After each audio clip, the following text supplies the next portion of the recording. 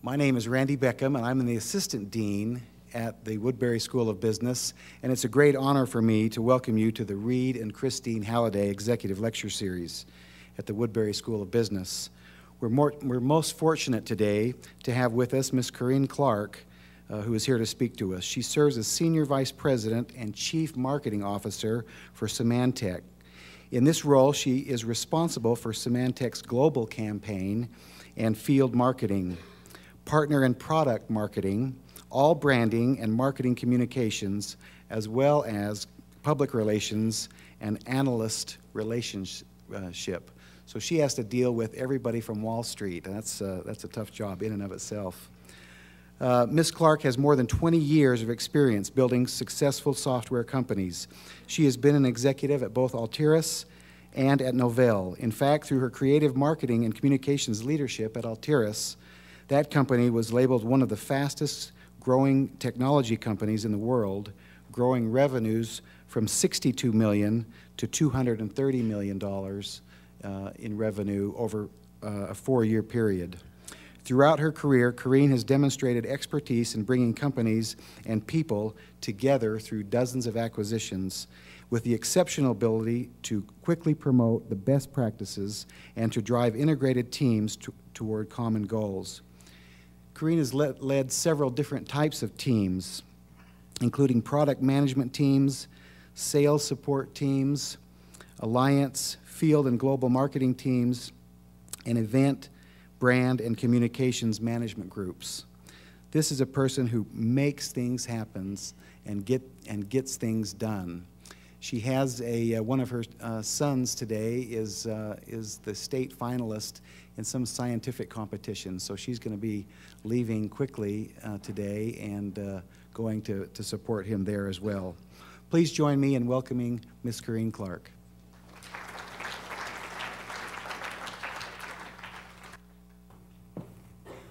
Jeepers, I want to work for me.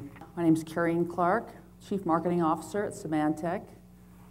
Most people ask me, what does a Chief Marketing Officer do? Whenever you see the name Symantec, my team has responsibility for that.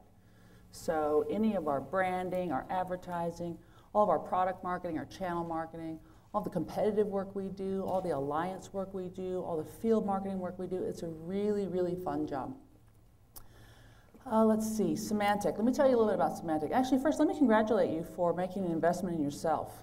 Your education will be the best thing you can do for yourself. I'm surprised how many people really don't understand that when you make the commitment to go to school, you get a degree, it really does improve the quality of your life. And Randy mentioned my son. My 16-year-old son is one of the finalists at the Central Utah Science and Engineering Fair. Last year, he won first place in chemistry and biochemistry for his research around Alzheimer's research, which his title of his presentation was Nicotinic Acetylcholine Receptors in the Hippocampus, Isolating Ion for Research in Alzheimer's. 15 years old. Kid won an $80,000 scholarship last year, went to the International Science Fair. This kid speaks Chinese, he's a 3rd-degree black belt in Taekwondo. He lettered in debate as a freshman, and the world is open to him. He's playing with the Pleasant Grove Symphony this Friday. This kid, everything is wonderful for him, but this kid has had the opportunity to have education his whole life. And he's also had people in his life who've taught him that things that are worthwhile are hard, and that the guy who wins is the guy who works harder, who stays on the conveyor belt, who never gives up. So my challenge to you today is to look for things in your life that will help you have the success that's important for you. So enough about my son, who's amazing, if I didn't tell you that. Let's make this as interactive as you want. I'm happy to take questions throughout the presentation. I don't have PowerPoint today because I have this thing in my brain that tells me that PowerPoint is for people who have neither, who have no power and who can't make a point. So, because I mean, does Barack Obama use PowerPoint, right? Does the chairman of my company use PowerPoint, chairman of my board? Does my CEO use PowerPoint? No, so I'm going to be them someday. So I'm going to teach you today and not use PowerPoint. No lie, I had to give a presentation 2 weeks ago at our board of directors meeting. So board of directors, scary, scary people, historical figures. One woman on our board started Nickelodeon in the Oxygen Network. The guy in front of me, my dear colleague, had 142 slides. He spoke for 4.5 hours. And I was next. I was like, oh my gosh, this is deadly. So when it came my turn, I had 4 slides. It was actually 1 slide with like 3 builds, but I felt like I should say, okay, I have 4 slides. And I got up there and I said, ladies and gentlemen, it's time to speed date. And they were like, God bless her. 20 minutes, I got the highest marks. Okay, so let me tell you a little bit about Symantec. How many of you guys know Symantec? Okay, 3rd largest independent software company in the world. Almost 19,000 employees in 48 countries. Bigger than you thought? Most people are surprised. Most people are surprised to find out that of the Fortune 500 companies, every company has my products. 100% of the Fortune 500 companies have our products. We've been in business 29 years. Most people know us for our security products. We have a consumer brand called Norton. Most people go, oh, yeah, okay, Norton, I know you guys. Because our Norton brand, very, very popular. We secure 1/3 of the world's email. 1/3 of the world's email goes through my systems. Half of the world's information, we back up. So we're not just this little player. We're $6 billion in revenue, $2 billion for our consumer business, $4+ billion for our enterprise business. What else can I tell you about Symantec? One of the things that's unique about us is that we have this global it's a threat intelligence network. So we have 300,000 plus sensors throughout the world. That's why we are able to capture lots of malicious code. There's 1.5 billion threats a day. 1.5 billion threats a day, of which 5,000 are dangerous. So which 5,000? We figure that out. And we find those 5,000 threats, and we have 95% efficacy when we look for threats, so pretty high. And we get to our customers within 10 minutes. That's why the Fortune 500 buys my products, because it's not for sissies, right? It's serious stuff. Because if the bad guys get to your information, you're hosed. You can't be competitive. You can't run your business. The CIO for Visa, he cares that my stuff works. Because if he can't run his commerce 24 hours a day, 7 days a week, he doesn't make any money. The CIO for the NASDAQ is the largest exchange in the world. And their system has a hacking attempt once every second. Those dudes never sleep. They have to keep that system has to run because our country depends on it, right? Our commerce depends on it. Our financial systems depend on it. And oh, by the way, the technology that runs the NASDAQ runs most of the global exchanges. So the NASDAQ is not just what happens in New York City. They power most of the exchanges. They're actually growing faster than the New York Stock Exchange because of their technology. So when someone asks you, what does Symantec do? We secure and manage the world's information. We're like the security company for the world. And we're one of the most ethical companies in the world. Every year we win that prize, and I'm like, well, that's a good thing because people should trust us for security. So let me, today they kind of gave me a wide open list of things to talk about today. So I understand you're a business student, and I'm supposed to have a lot of answers for you. So I'm going to give you 5 things that have been helpful for me that have pretty much, you can see the threads of these themes throughout everything that I do. And none of them are hard, pretty simple concepts. And I think it's something that's made me unique in the job that I have, because in the technology world, there aren't very many women who are in these roles. And when I look across some of the organizations that I work with, whether it's Dell, HP, Intel, IBM, any of the companies that we work with, Microsoft, there are not a lot of women who stay in business, or especially stay in technology. So I'm not exactly sure why.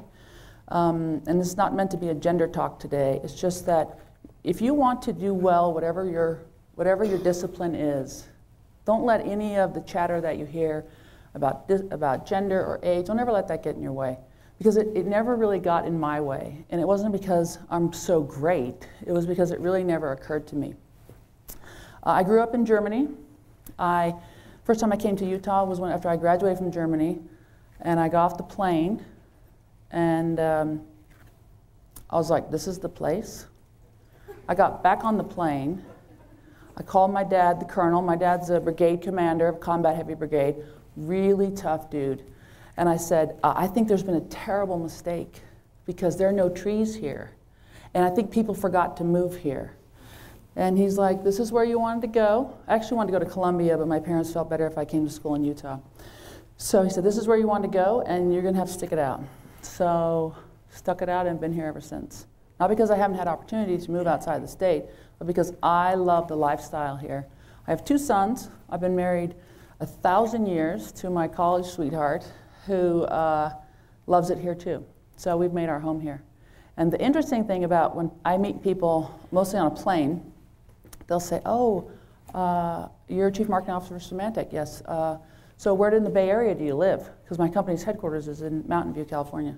I said, I live in Utah. They're like, really? How did that happen? Why did your company let you live there? First of all, my company doesn't care where you live. If you're good and they want you to work for them, they don't care where you live. Second thing, our company's growing so fast, we have to have talent wherever the talent is. But I said, look, I love Utah. Love the fact that we have so many amazing universities here. Love the fact that my little son, I also have an 8-year-old who's also amazing, can have tremendous opportunity here. That he can do research at Brigham Young University. That he can meet with Dr. Mario Capecchi at the University of Utah. That he can spend time at UVU and at Westminster College as a young person. Okay, so remember, you guys can ask questions, right? I can see you, you can raise your hand, you can go, hey, I got something for you. Let me get started with my five things that, I have to have this paper with me because I want to make sure I don't miss anything good. So they asked me to give a lot of examples. The problem with me is I have a lot of stories. And I hope you don't get bored with them, but I'm totally entertained by my life.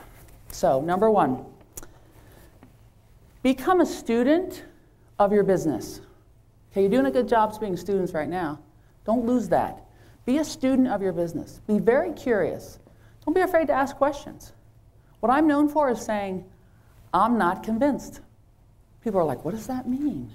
It means we have to convince her. Oh my gosh, we don't have enough data. Oh no. Be a student of your business. Understand who are your partners, who are your channels, who are your neighbors, who are your competitors, why do people, well, who are the executives in the jobs? Read everything. Be a student. Don't be afraid to go outside of the box of what your job is. You might be a clerk in the accounting department. You might have an opinion about what's happening in operations. Good companies will foster that kind of activity, to ask questions, to be curious. I work with the sales organization. I think they hate me because I'm like, dude, cost of sale on that product's too much. How come it's taking you 6 weeks to close the deal when the partner can do it in 2 days? They're like, isn't she marketing? Get her back in her bottle, right? But I'm a student of my business, so I ask questions that make other people uncomfortable. I write everything down because I learn by writing down. Some of you may learn differently. Figure out how you learn. If you need a device, whatever it is that helps you learn, I write everything down. And I have a pretty unbelievable memory. And it bothers people because I don't forget anything, and I can back it up with my notes. But it means that I can be very accurate about the issues or questions that I have. One time I had, when I first took the job 4 years ago, my company was actually acquired by Symantec, and I was part of the management, so I didn't expect to stay. So I worked really hard to have the roots of my organization grow into Symantec. And the day of the acquisition, I put a banner over the building that said, Altiris, proud to be part of Symantec. And I sent it to the CEO.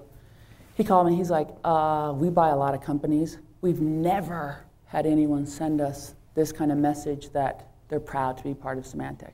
I'm like, we are. He said, every acquisition, every company we buy, they kick and scream coming into the company. I'm like, how does that help? Doesn't help. So my first financial review, so they asked me to come and run the marketing organization. At first I said, no, not interested. Y'all are too messed up.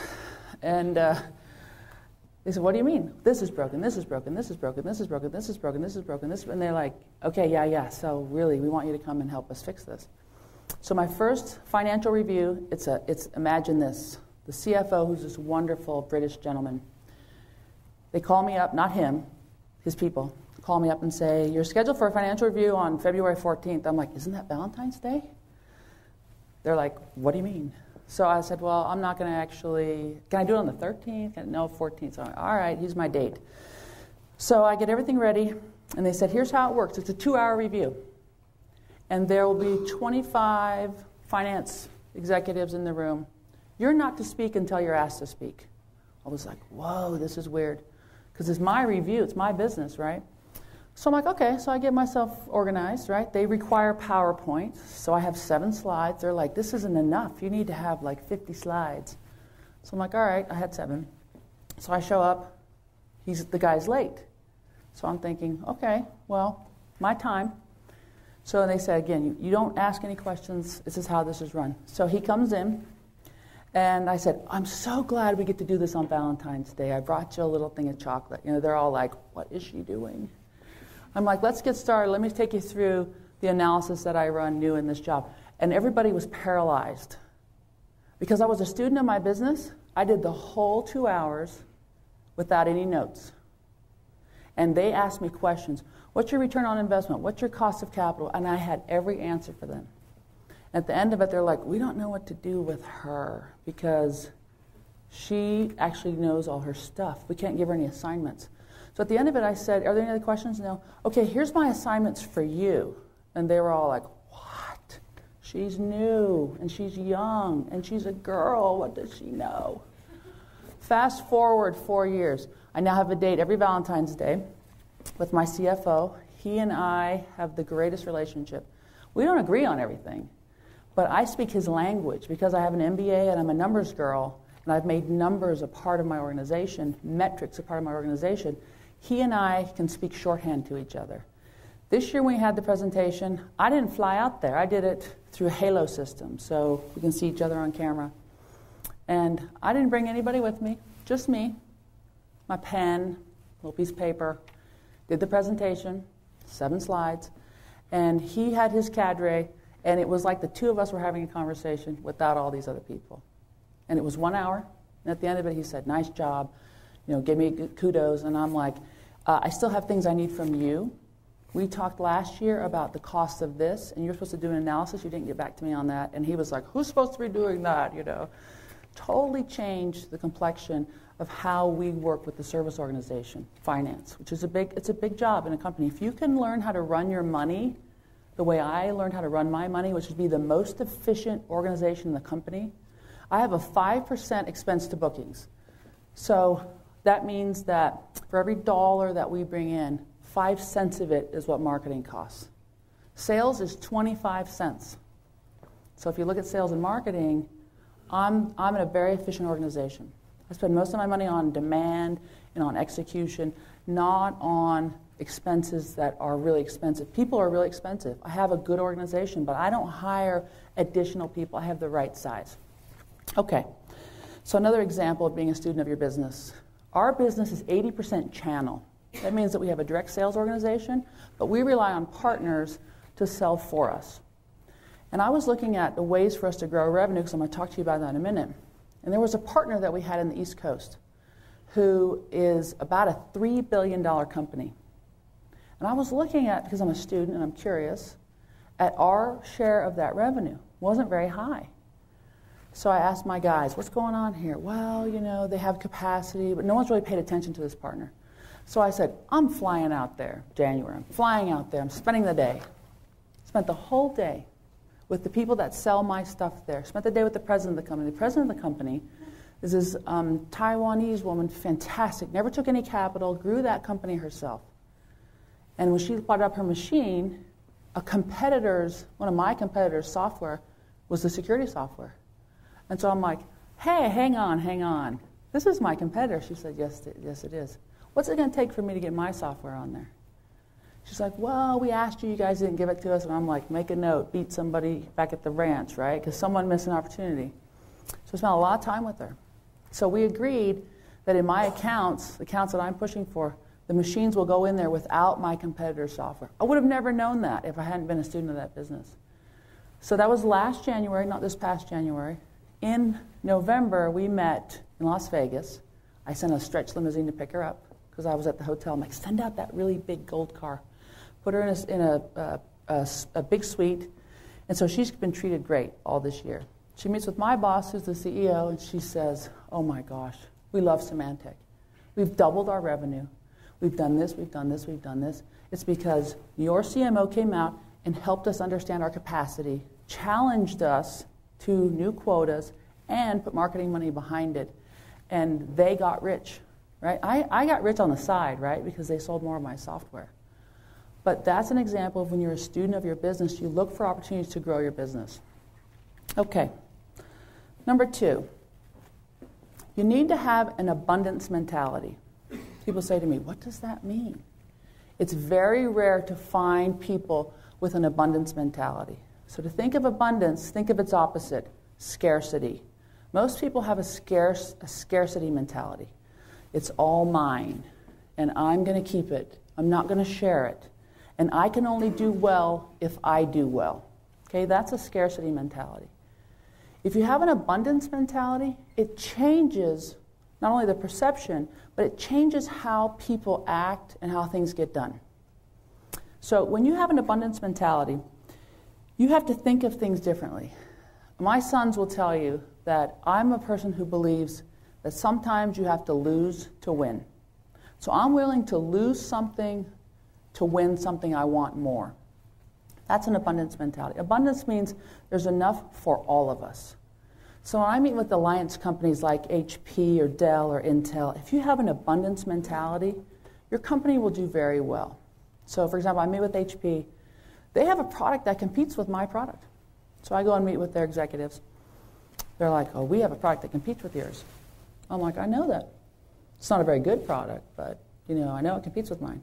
They're like, well, it's a great product. I'm like, well, it's a great product for this customer. But the reality of it is I'm in every bid. And you're losing business because the customer's buying from someone else that carries my software. So I don't care if you don't carry me in as your number 1 software, but take me in as number 2. So go in with number 1, and if you don't get the business, bring out number 2. I'm fine with being number 2. Because a slice of a huge pie is better than no pie, right? It's not threatening to HP. It's not threatening to their sales guys. It's not threatening to their channel partners. So I've made money losing to win. I'll give you a specific example. When Symantec acquired my company, Altiris had a technology that was platform technology, and our products all were integrated. They worked well together, like unicorns came out, right? It was beautiful. And Symantec is a company that's grown through acquisitions, and so it's tough to integrate lots of different technologies.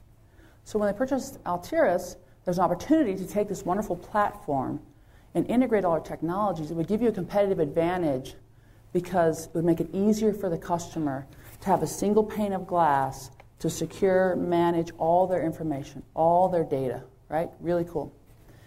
So we're building this concept. There was no product manager assigned to the platform. So I just kept bumping my head, and everybody kept fighting because we couldn't develop a roadmap. You have to have these things to move a product along.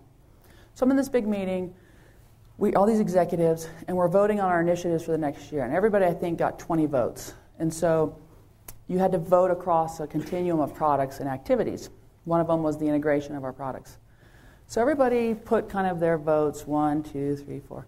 I put all 20 votes on the platform. So when they tallied it up, they're like, platform's number 1. How's that possible?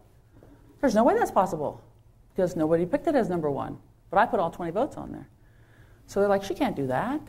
She can't do that. She's new. What does she know? So it got first priority. So it would cause kind of this discussion. And I said, look, I need a PM to run the platform because it really will give us a competitive advantage in the next few years. We have a technical advantage across a lot of our competitors, most of our competitors. In the 25 markets that I follow, I'm number 1 in 23. But it's tough to keep that kind of a position. So I'm willing to make an investment now. Well, nobody will give money to pay for a PM. So I said, I'll give a head count. I'll give you a fully loaded body that you hire who you want to be the product manager. They work for you. I'll give you that. They're like, why would you do that? I'm like, well, number 2 says I'm willing to lose to win, right? I'm willing to lose to win. Because if I lose that head count this year, but it forwards the company along, it fixes a lot of the problems and the fighting around the platform, it makes it easier for me to integrate with Dell, and with HP, and with Intel, with Microsoft, and all these things that I have desire for, then I just won. So he's like, I'll take your money. I'll take your position. I don't understand it. I'm like, it's abundance, my friend. That's what abundance does. Okay, so you fast forward, there's progress being made in that very thing that was important for me. And when you have abundance and you really believe that we can all win together, doesn't mean that I'm not tough, because I got a couple more on here that you'll be like, oh, Miss Abundance. It doesn't mean I'm not tough, but I really do believe in how can we grow this company. And I'm willing to do tough things. So I go back to my team, they're like, you gave away one of our guys, you gave away one of our headcounts. It's like, yeah, because I'm willing to lose to win. And when I explain it to them, they're like, okay, that's probably the right thing to do. Okay, watch my time. Y'all don't have any questions? Or just like, you're so wrapped in my 5 things. You guys are texting each other, oh my gosh. Yes, sir, brave soul. You keep saying you have 7 slides. Is there a specific agenda you're putting on these 7 slides? Kind of like a formula that keeps you going 7 slides? No, I like the number 7, really. I use my team. I have this well-intended team that at Symantec they're used to having like 30 or 40 slides. So I tell them, give me to 10, and then I cut out 3 to make them crazy and get to 7. It doesn't have to be 7. If you can do it in no slides, to me that's like, wow, you have the ability to actually get your point across and communicate to people effectively. I think 7 slides is a lot too, right? But I'm presenting, I have responsibility for $4.1 billion of revenue. So 7 slides seems like a good number to talk about. Here's our cost for overhead. Here's our cost for all of our demand. It's funny that you asked me that. I never really thought about that. Some people need slides to help them figure out what you're talking about. You need to look at that and say, okay, maybe I'm not doing my job. As a marketing person, our job is to communicate. I had to present at BYU to their executive MBA program, and they're like, she doesn't have any PowerPoint. Maybe we should cancel and have her come back. And one of the guys came up to me and said, you know, you're our first executive not to use PowerPoint. I'm like, wow, that seems weird. And at the end, I said, at the end, come up to me and tell me if I needed PowerPoint. At the end, they're like, you didn't need PowerPoint. And I'm like, okay, thank goodness. Phew. People feel safe, they can hide behind their PowerPoint. Any other questions? I should have brought a prize for you or something. I can ask one. Okay. How pertinent it is. Currently, as a school, we use the Altera suite for managing our systems, our labs, and so forth. But one of the things we're looking to transition to is Microsoft deployment services, specifically Microsoft Control System Center Configuration Manager, because it'll do everything Altera's can, but we can integrate it, assign a GUI, or pick up the GUI, and whenever we change the name of a computer, it will follow it. Whereas with Alteris, we have to go in and change it every time. Well, Which version are you using? I want of to say Alteris? 6.1. So it's a new one that's come out. Yeah, sorry. Don't mean to. Dude, you asked me a technical question on the marketing girl. Sorry, don't hate me. Sorry. So the Alteris products leading in their space.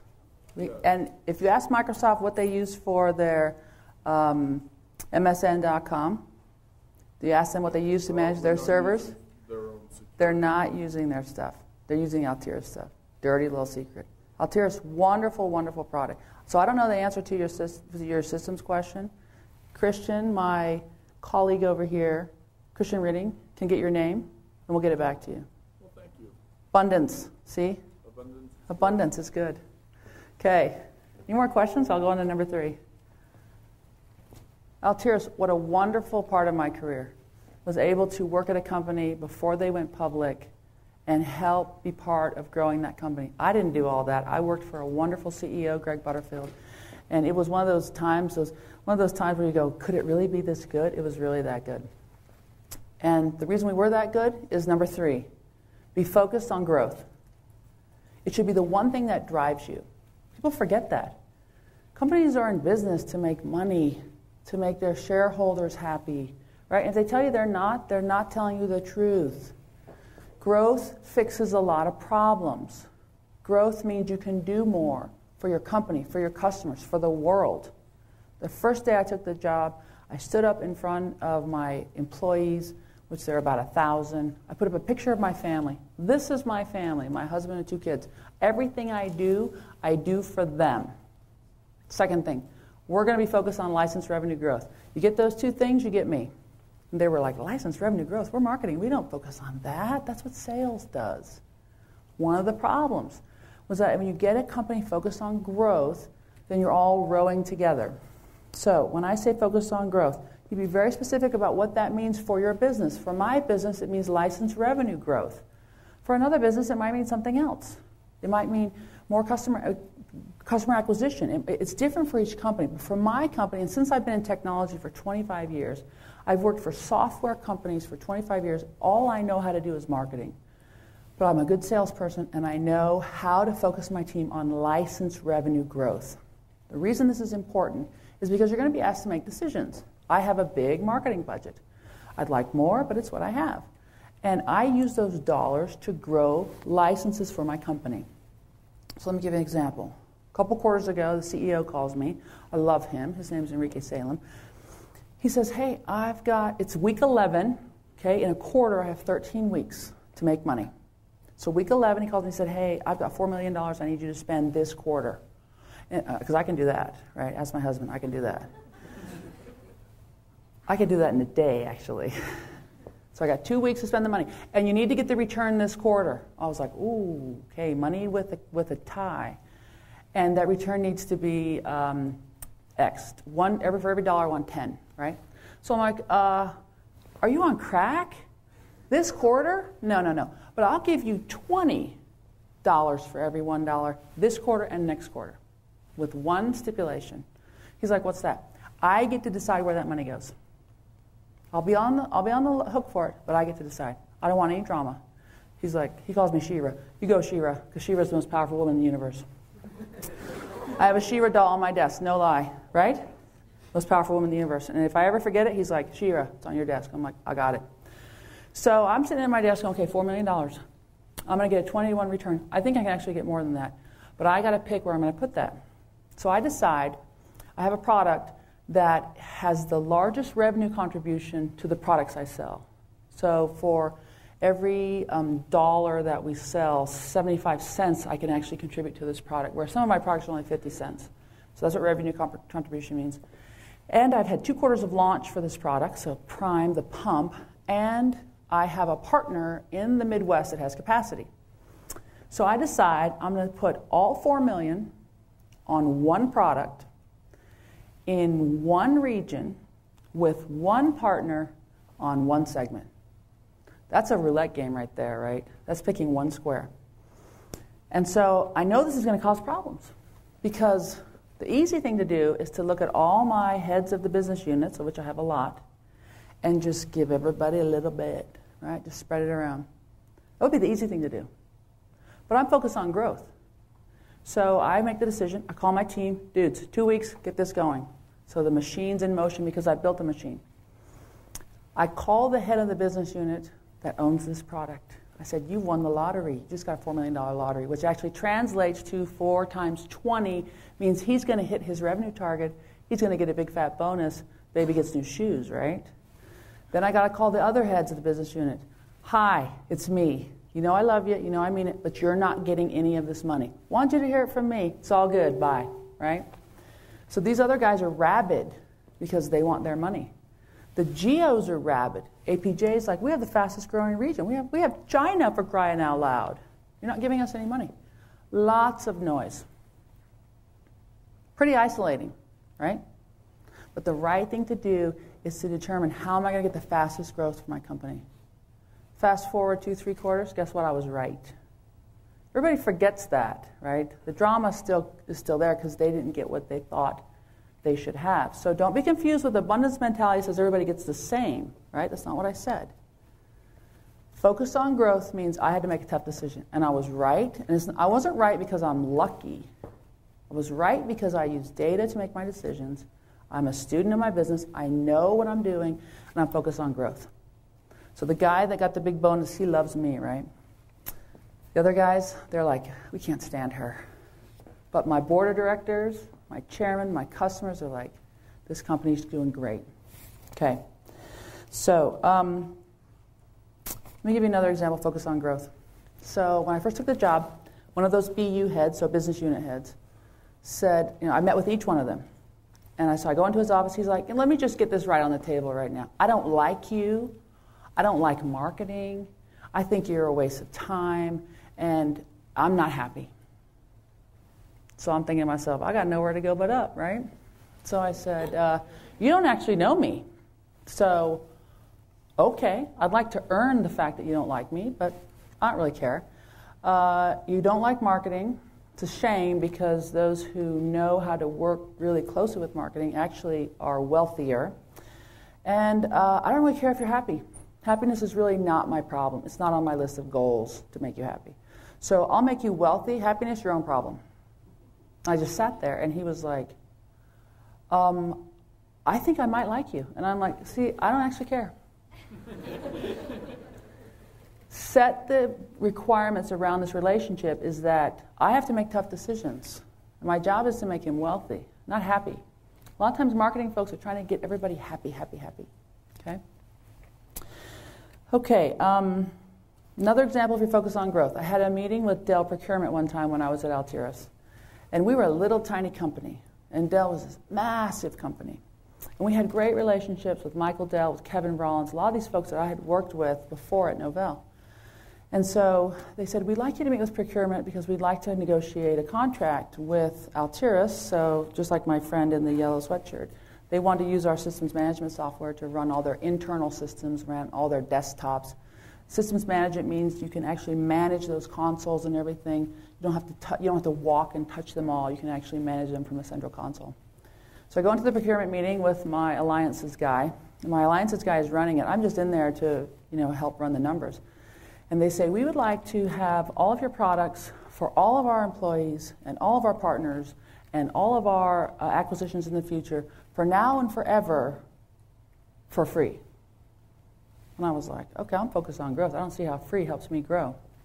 So I said, let me make sure I understand that number right. I got to write it down. So I wrote down a big zero. I'm like, you want to pay us this to use our products? He said, that's right. And it was just part of a playbook that they do, right? They kind of wear you down. Dell's a wonderful company, by the way. We have a terrific relationship with them. But we walked out of that meeting. We said, I'm sorry, this doesn't help me grow my company. So we walked out, and they were surprised that we walked out because we were nobody, this little tiny company. And so they called Greg Butterfield, who's our CEO. Your people walked out.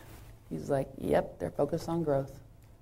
So we went back and negotiated a reasonable accommodation, a reasonable settlement where we could make money, where they could have our products. Their company grew because they had the best systems management products in this space. We grew because Dell was a big, big customer. So when you're focused on growth, those decisions become really easy to make. Okay, let's go on. Number 4. My favorite one.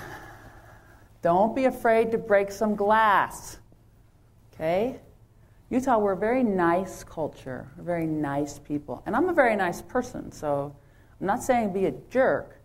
But don't be afraid to break some glass. Sometimes you have to break some things to actually fix some things.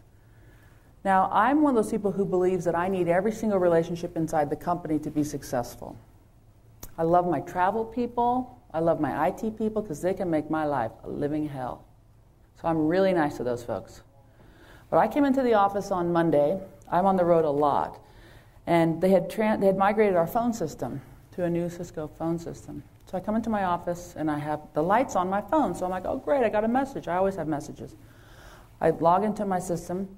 You have more than 100 messages. And I was like, what? I was gone 3 days. How could I have more than 100 messages? So I logged out. I logged in again. You have more than 100. And I called my assistant in Loretta. I'm like, oh, this must be some terrible mistake. It must be a fax machine. So I log on again, 100 messages. So then I'm starting to think, okay, I have more than 100. How many do I have? So I counted them. I had 156 messages. It took me 3 hours to get through them. Cost my company 3 hours of my time to get through those messages. So I'm thinking, this is ridiculous. They're messages from last September. 18 were messages I need to do something with. So I'm out of my mind. So I call the telecom people, and I can't find anybody to take my call. Because on my phone system, it has me as Linden Engineering. So nobody's picking up, like, oh, Linden Engineering, I don't want to pick up those people. So I finally get a hold of a human, and they're like, oh, well, I didn't think it was important because it was Linden Engineering. I like lose my mind because I need Linden Engineering to actually get somebody to pick up the call, right? It shouldn't have to be my name on there. So a lot of broken glass the last couple of days trying to get this fixed. It's ridiculous. A company of my size should not have these kind of problems. And to have 18 customers or VPs from alliances that I work with, or people that needed a response from me to go sitting in some parking lot somewhere, not okay. So it's okay to break some glass. It's okay. And you can't be afraid when things don't look right to you. So this terrible, terrible disaster in Tokyo. I was actually up when the first alert came at 11-ish. And I thought, oh my gosh, I've got 650 people over there. So I call my guy in Singapore. I'm like, find out what's going on. Symantec has a really, really complex siren alert system. So whenever there's like frozen ice in Chicago, I get an alert. Whenever there's a plane down in New York, I get an alert for everything. I didn't get an alert for this. So I'm on the phone first thing in the morning calling the people that are the business continuity people. Why didn't I get an alert for this? So a little broken glass around that. Because when my employees are affected by something that has impact on them personally, I want to know about it. So more broken glass. The right thing to do is to make sure that the executives of this company have information so they can make decisions right then. Okay. I have a question. Good, because I'm like almost on my last thing. Has your strong character ever hurt you? Because you've told a lot of stories about being straightforward, being just like strong attitude.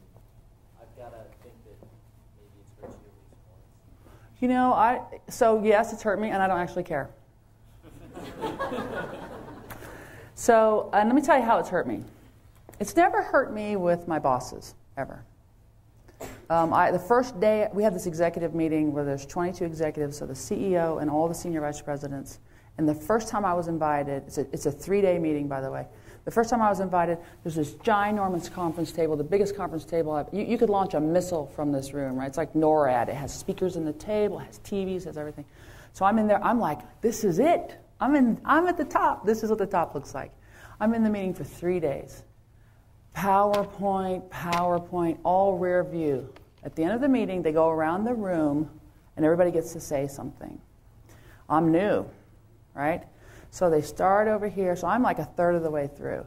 So they come to me. It was the most boring. I'm not kidding. I was like losing the will to live. So they come to me, and I'm like, I am so delighted to be here. I was so delighted to be included. I was so delighted to be part of it. But the CEO was sitting across from me. It was John Thompson. I said, sir, I'm a little disappointed because, frankly, I thought we'd get more done. And everybody was like, check out my new shoes. They're fabulous.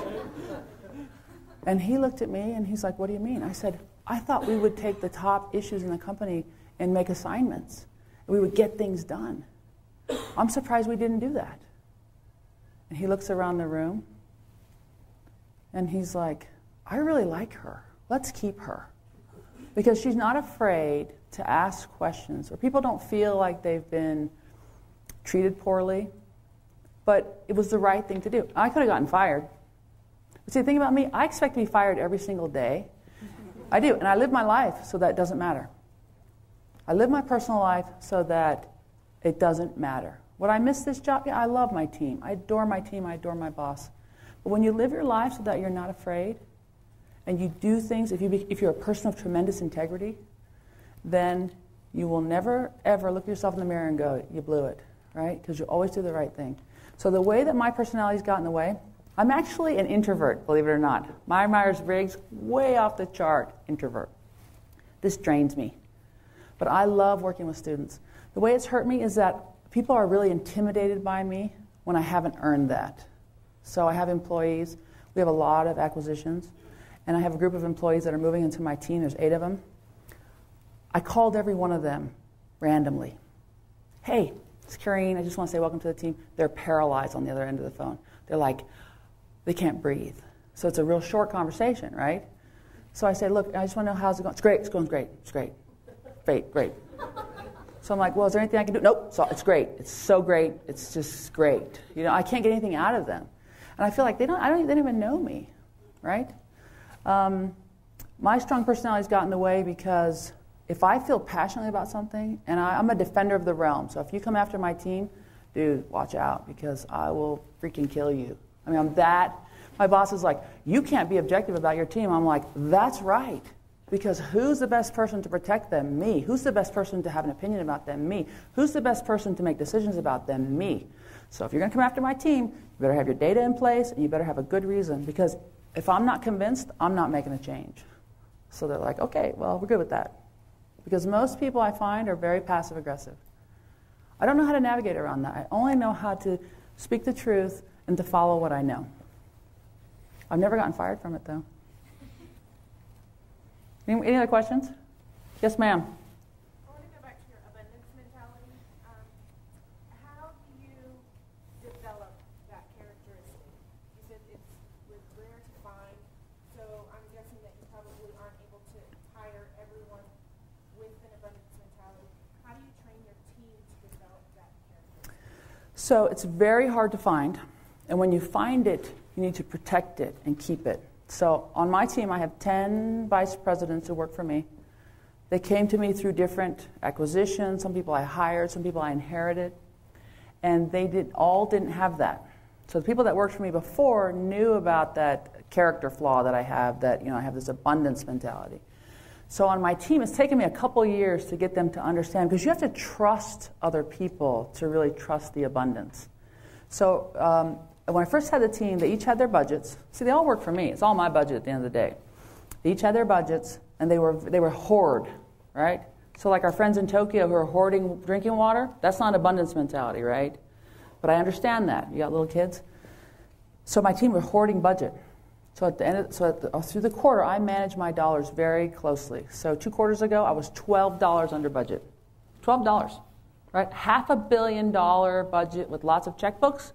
$12 under budget, I wanted a prize, right? I wanted like a watch or something. My team, so I said to my CEO, I was at the board meeting, I'm like, I heard I was $12 over budget, so I pull out 12 brand new $1 bills, and I'm like putting them on the table, and I'm like, oh, but hang on, I'm mistaken, I was $12 under budget, so I put it back in my pocket. You owe me money. He's like, get it from the CFO. My board was so entertained, because what did that send the message? I care about the money, I know how to manage my money, and I'm going to have some fun with it. So my team, initially, they were hoarding their budget. Oh, yeah, I don't have any extra money this quarter. No, I got to spend it, right? They all were spending their money. And that quarter, we were $1 million under budget. Now, $1 million is not statistically significant with what I'm trying to spend, but it's $1 million, right? I need that money. I want to spend every penny. So I'm like, y'all are killing me. You need to have more of an abundance mentality that maybe you're going to be $150,000 under this quarter. You're going to put it on the table and say, look, I trust this team. I'm going to put this money on the table that I'm not going to spend. Because at some future point, I need some money back. So that has worked with this team. They're very fluid with their head count. They're very fluid with their budgets. They're very fluid with their office space. And I'm really proud of this team. And it's fun because you don't have any politics that still exists in the company. But when you're the leader of that team, you have to be the change that you want to see. You have to be an example of abundance every single day with your team. And they'll get it because it's a wonderful place to work. It's a wonderful place to live. Okay, let me get my last one in here. The last one's quick. It's learn how to say who cares. So I've said it a couple times today, right? Who cares? It doesn't mean you don't care about things, but there's some things you shouldn't care about. So my CEO and I were having a conversation about small business the other day, and I love this guy because he lets me do my job. And he said, there was some complaining about blah, blah, blah, blah. And so I listened to it, and I'm thinking in my brain, who cares? So I said, Enrique, who cares? He started laughing. He's like, you're right. Who cares? It's not helping me grow revenue. It's not helping me fix the problems I have in small business. Who cares? Okay, you need to have that ability to say, all right, when do I say who cares? At the end of the day, you can build your own leadership persona. You can build your own future. You can actually be wildly successful when you figure out what are those things that are your 5 things. So any other questions from my friends here? Thank you for letting me come talk to you today. I really had a fun time.